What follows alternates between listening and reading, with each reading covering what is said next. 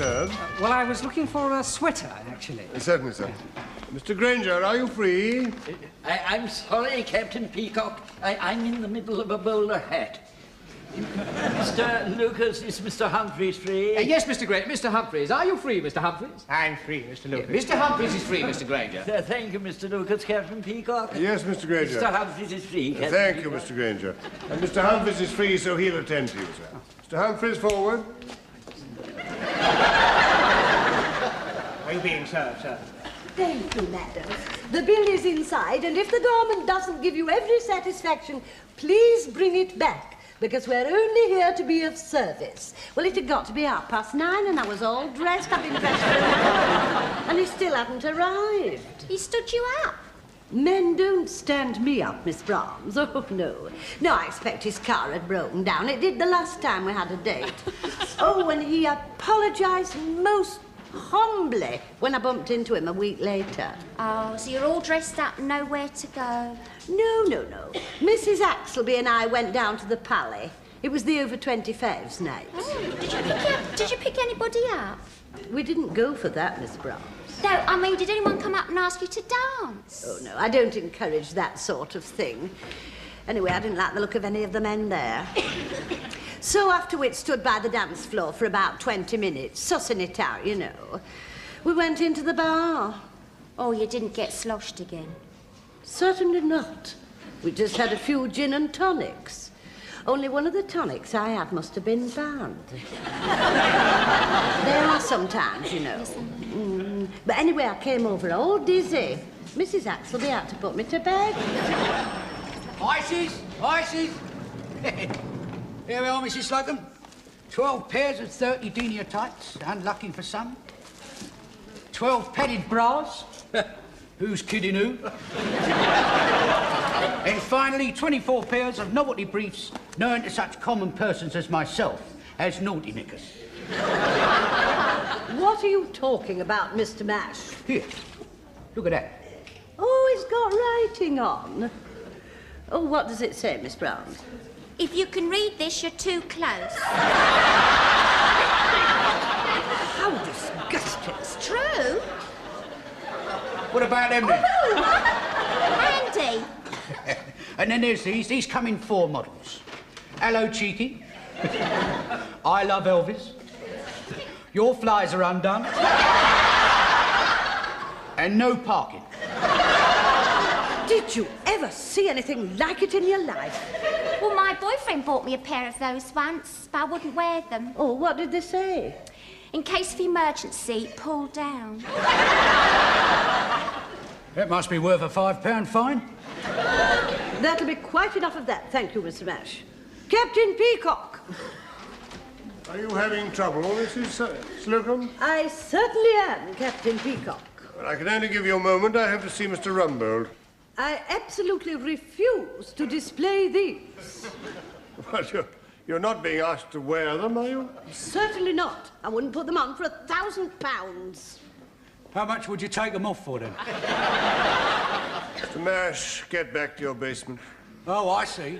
Workers not allowed to have a sense of humour, eh? Hey? Good. Blimey, it's marvellous. Anyway, mate, we have our laughs, don't you worry. You want to see what they've written about you on the walls of our carsey? Now, see here, Captain Peacock. I refuse to have anything to do with these vulgar garments. They're not that bad. Progress has to march on, Mrs. Slocombe. Not wearing those, it doesn't. I have to remind you that you are all paid to sell the goods purchased by the buying department. And if I don't? No one is irreplaceable. You're not going to stand for that, are you? I very nearly said something very cutting and rude, I can tell you. I bet. What you going to do about it? I have a good mind to hand in my resignation. Your resignation? Shut up, not so loud. Oh, it's you, sir. Definitely you, don't you think so, Mr. Lucas? Yes, it's definitely the customer. It seems a little tight to me. They are being worn tight this year, sir. Particularly that one. I wanted it for golfing, you see. Ah, well, it'll be very good, sir. It keeps your arms stiff, you see. Why don't you try a swing, sir? Oh, you have a lovely movement there. Yes, well, I do have a very small handicap. Oh, do you? You could probably find a pair of tight trousers to go with it. It grips me under the arms. Yes, well, there's a lot of tension in that Shetland wool, sir. Yes, it's the nervous sheep, you know. They live near a firing bed. Thank you, Mr. Lucas. Why don't you try another swing, sir? Yes. Well, it's very good for driving. How is it for putting? It's pulling. Perhaps it's the way you're holding the club, sir. What you must remember, sir, is it will stretch after the first wash. I thought wool always shrank. No, that's a popular misconception, that, sir. I mean, you only have to think about it to see it couldn't possibly be true. Otherwise, every time it rained, the sheep would get smaller, wouldn't they? No, I definitely need the next size. We haven't got the next size. We must have the next size. We've only got a 48. That's the next size. Next size, hurry up, Mr. Humphrey. Here we are, sir. How's that? Where's he gone? Oh, me. There, sir. Well, there's not much in it, really.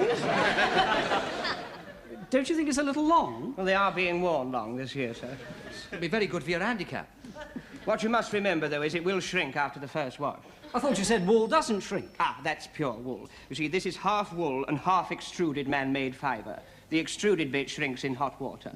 The man-made bit shrinks in cold water. In fact, sir, there's no point in wearing it at all until you've washed it. All right. I'll take it. Sail, Mr. Lucas. Oh, it's a very dear thing, Mr. Humphries. Let me help you out of the small ones. Oh, thank you. Yes, would you? Are you all right in there, sir? I'm stuck. Mr. Humphries, would you mind holding the gentleman's rear while I pull from the front? Pleasure, Mr. Lucas. It's like pulling a Christmas cracker, isn't it? I wonder who's going to get the novelty. Here we are, sir. It's gone. I beg your pardon? It's gone. What's gone? My toupee. You've lost it. All right. Are they attending to you, sir? They are looking for my very expensive, undetectable hairpiece. We're having a bit of trouble detecting it. Perhaps it's in the jumper. Huh? Ah. Should we comb it now, sir, or after you put it on? Give it to me. Oh, takes years off you. Is it all right? Yes. Not quite as undetectable as it was. What other colours did they have? Yes, I certainly made my point, Captain Peacock. I'm having nothing to do with those things I said. Well, he must have told Rumbold because he's bringing him over. Oh, he wouldn't sneak, would he? Well, Rumbold's looking very ugly. Yes, well, look at the start he's got. Mrs. Slocombe, Miss Brahms, one moment, please. Yes, Captain Peacock? Mrs. Slocombe, something quite shocking has come to my ears. I thought that happened when he was born. I'm afraid I had to tell Mr. Rumbold about your insubordinate attitude. There are some knickers that I will display, and some that I won't. And those I won't are staying in my drawers. I see. And Miss Brahms backs me up in this, don't you, Miss Brahms? Yes, and Mrs. Slocombe feels so strongly about it, she's prepared to resign. Is this true, Mrs. Slocombe? Well, what I meant was that I shall have to consider it very carefully. Very well. But I haven't had time to consider it yet, have I? And I do think that someone with my excellent sales record should be allowed some discretion as to the stuff I push. I mean, don't you agree with me, Mr. Granger? If you want my opinion, you've been nothing but trouble since you put foot on this floor. You two-faced old crab. I take it that you don't support Mrs. Slocombe, Mr. Granger. If she wants to resign, let her. We can do with that space to expand our trousers. Our trousers have been rather restricted since the ladies arrived, haven't they, Oh, bursting at the seams, Mr. Humphries, yes. That area has been devoted to our trousers for over 25 years. Yes, in those days, before the ladies arrived, it was known as bargain bags. Now they're here, it still is. I must say, in Mr. Granger's defence, that his sales have gone down since the ladies took over half the floor. Perhaps because he's a bit past it. Past it.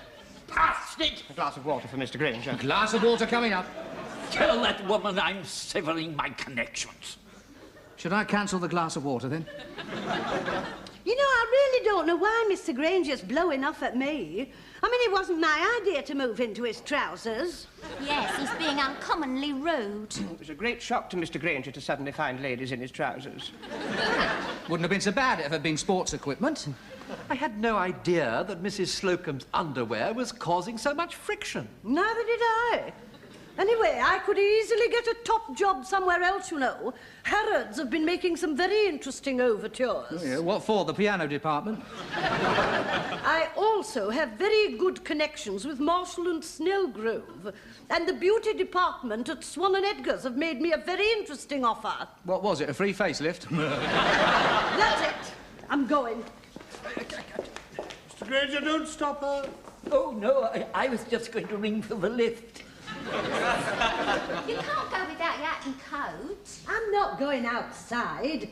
I'm going up to see young Mr. Grace. I'm going to put my points before him personally. Good morning, Mr. Slocombe. Good morning, Mr. Grace. May I say, Mr. Grace, that it does our hearts good to see you looking so flamboyant. Thank you. There's something I'd like to show you, Mr. Grace. Yes, yes. We don't want a scene here. Keep him talking. May I suggest one of our silk handkerchiefs for your top pocket?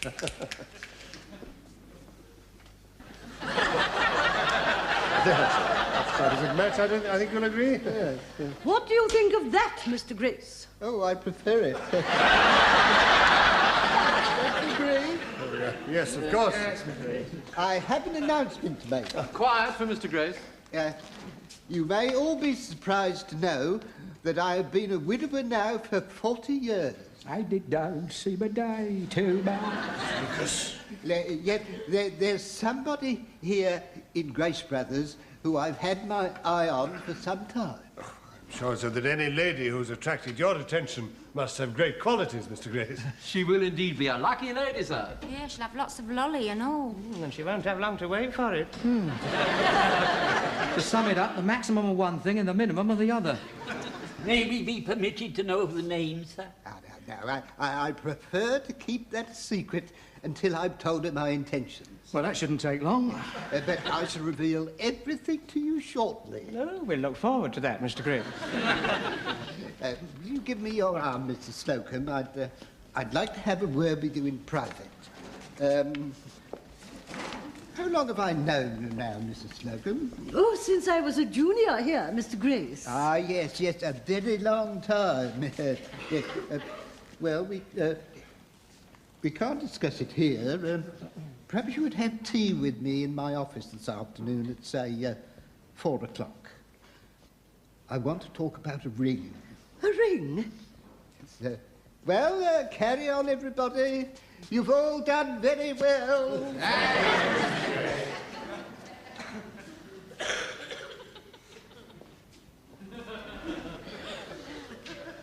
A ring? A ring. He's going to propose. If she marries him, she'll be in charge of the whole store. Yes, after that tiz was this morning, it looks as though Mr. Granger's going to lose his trousers altogether. Not to mention us, our jobs. She'll be the power behind the throne. I never like to think of people having power there. Oh, Mrs. Slocombe, we all heard that. Does that mean you and him are going to We get... don't wish to make any comment at the moment. Just get me a chair, Miss Brahms. Yes, Mrs. Slocombe.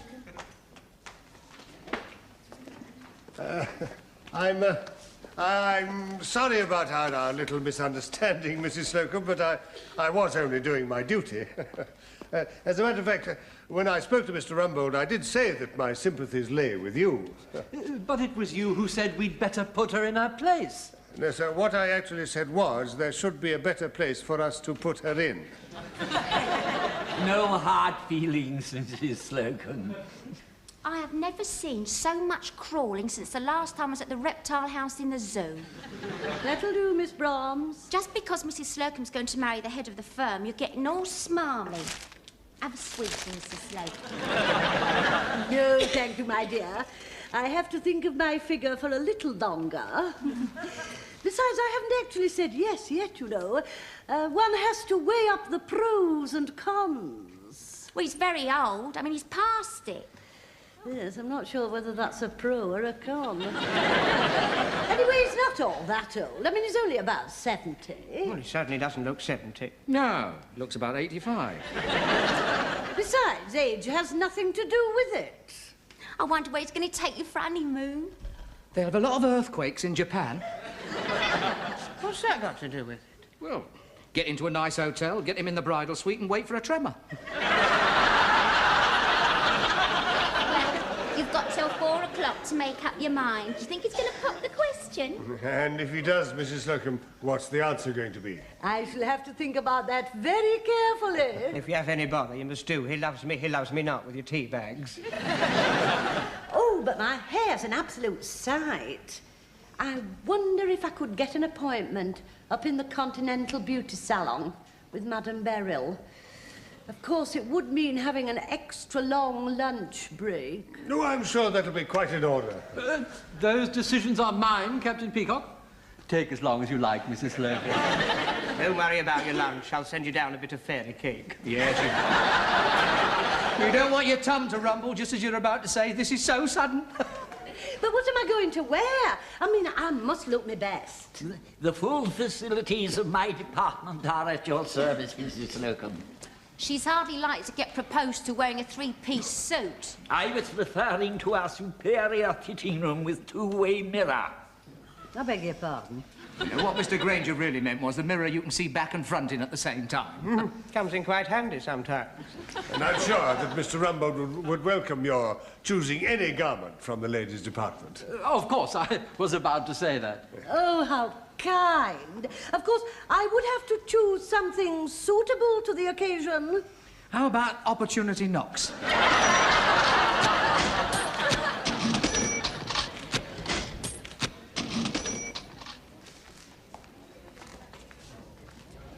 3:30 and Mrs. Slocombe's still not back from lunch. She is a very dear person, you know, Stephen. I'm very fond of her. Oh, so am I. By the way, Ernest, has young Mr. Grace any living relations? Only old Mr. Grace. And of course, he doesn't get about very much. No. Well, in that case, she stands to cop the lot. Yeah. She is a very dear person. You never told me how the party went. Oh, the fancy dress party the other night. Oh, I can't speak about it. Oh, go on, force yourself. I bet you had the best fancy dress costume there. Well, it was a stroke of genius to go as the Red Shadow. You know, I'd been wondering what to do with those curtains from the guest bedroom. I suppose you used a touch of the old cocoa to black up and stain the face? Certainly not. I used overnight tan.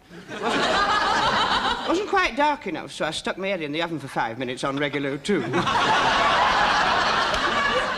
I bet you felt like Lawrence of Arabia. I did. And I took my slippers, my bedroom slippers, and I held them over the gas, and I pulled the toes out to a point and curled them up. They do, just like the real thing. Oh, brilliant. And if anyone else had gone as the Lawrence of Arabia, you could have said you were Ali Baba and you left your pots outside.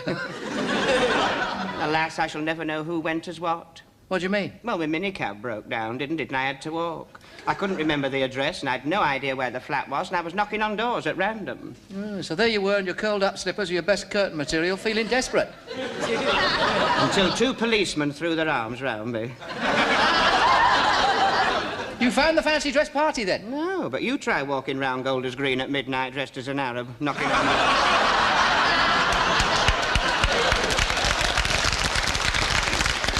I was escorted home in a police car for my own safety. Ah, oh, what an anticlimax. Well, not really. One of them stayed for sherry and showed me how his handcuffs worked. Very nice, that would be very nice. Are you being served, sir? No, but I would like to see some trousers. Certainly, sir.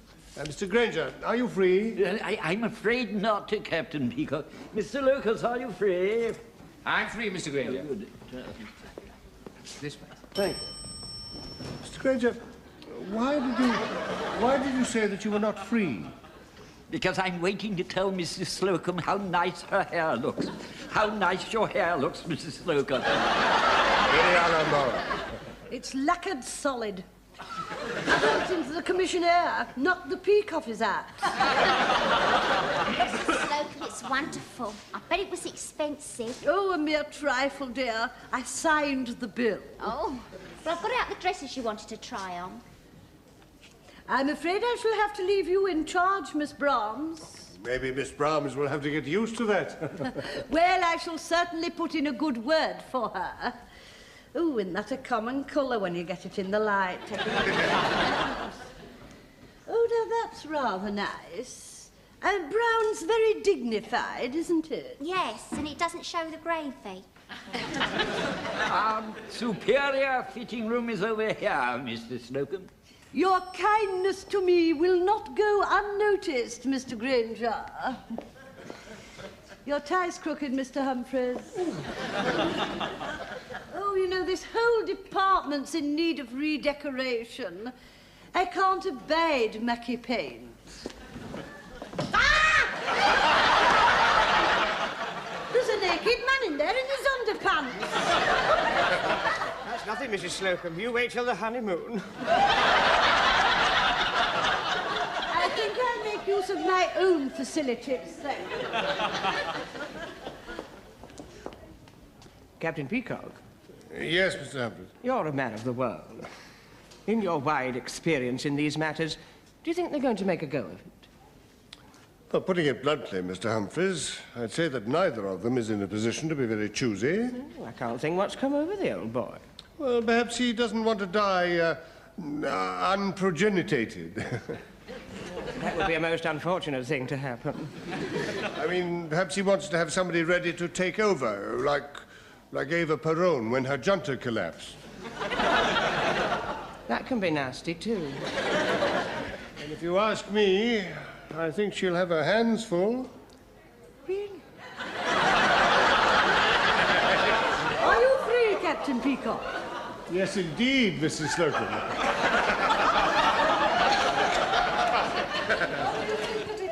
Well, it's a trifle formal for afternoon tea, don't you think? I'm not going to wear it this afternoon, but I couldn't resist trying it on. It makes me feel all young and innocent. A remarkable garment indeed. Mrs. Slocombe, it's 4:15. Time to put your afternoon frock on. La da da dee. Oh, be still, my fluttering heart. That's wind from your fairy cake. Well, it looks as if she's made up her mind. In 5 minutes' time, she'll be up in Mr. Grace's office. I wouldn't mind being a fly on the wall up there. I can tell you exactly what you'd see. Tea for two, a silly old muffin and a tired old bit of crumpet.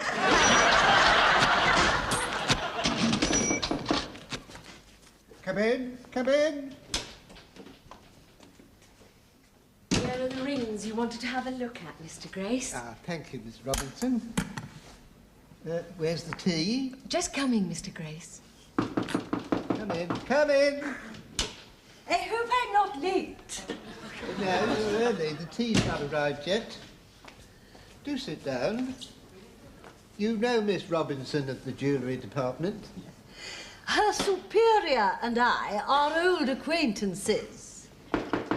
Oh, that'll be the tea. Come in, come in. Here you are. Nice pot of rosy lee, Mr. Grace. And your usual muffin and crumpet. Oh, they're nice rings, ain't they, eh? Yeah, pick a big one, darling, and pick the honeymoon suite on the ground floor. One flight of stairs, he won't be able to get his breath back until after breakfast. Get out.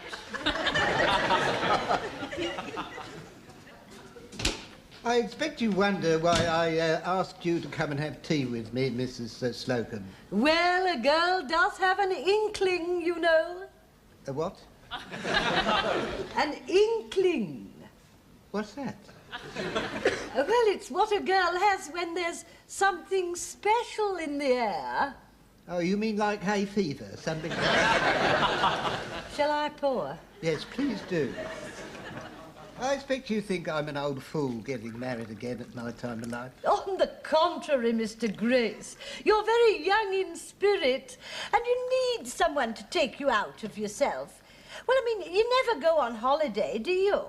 No, that's true. Of course, I do realise that it's very difficult for a man in your position. I mean, supposing you were to take your yacht into the Caribbeano, you'd have all those young girls all over you just because you're rich. Would I? And they're only after one thing, you know. Are they? Whereas if you're married to a wife who's devoted to you, you'll always have someone at your side and be protected from all that. Someone to help you through your troubles, help you through life's weary problems, cherishing each other when you're sick, and all that sort of thing. I'm very grateful to you, Mrs. Slocombe. You've helped me make up my mind. I brought you here to choose a ring. Oh, Mr. Grace. That big one. It's for Miss Robinson, you know, of the jewellery department. I've had my eye on her for some time, almost 3 months. Miss Robinson? But now you've spoken to me, you put me right off the idea of marriage. But that was the last thing I wanted to do, Mr. Grace. Well, it's very kind of you, Mrs. Slocombe, and you must help me again sometime. Oh, it's always a pleasure. When you come to my time of life, you need the help of an older woman. Anytime. Feel free. You haven't drunk your tea. I don't think I fancy it now. Well, take a muffin in case you feel like it later. You're too kind. But is there anything else? I don't suppose there is. Oh, Mrs. Slocombe? Yes, Mr. Grace? Ask the newsstand to send me up the yachting news, will you? Brahms, it's past closing time. You may go if you wish. None of us are going till we found out what's happened. Maybe he had the vicar upstairs in his office. A friend of mine did that once, you know. He had a small section of the choir hidden behind the curtains. It was very moving. Yes, she is.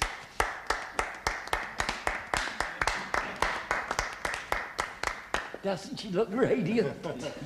Well, tell us everything that happened. Well, before I do, there are one or two things that I'd like to get quite clear. Mr. Granger, I take it that you no longer object to my presence in the ladies' department on this floor? On the contrary, Mrs. Slocombe, the ladies' department will always be welcome. And I take it, Captain Peacock, that you will not in future insist upon the ladies' department displaying garments which they consider to be in bad taste. All goods on display will be entirely at the discretion of whoever is in charge. Good. Well, that's settled then. So, when's the happy day? Today. Today? I turned him down.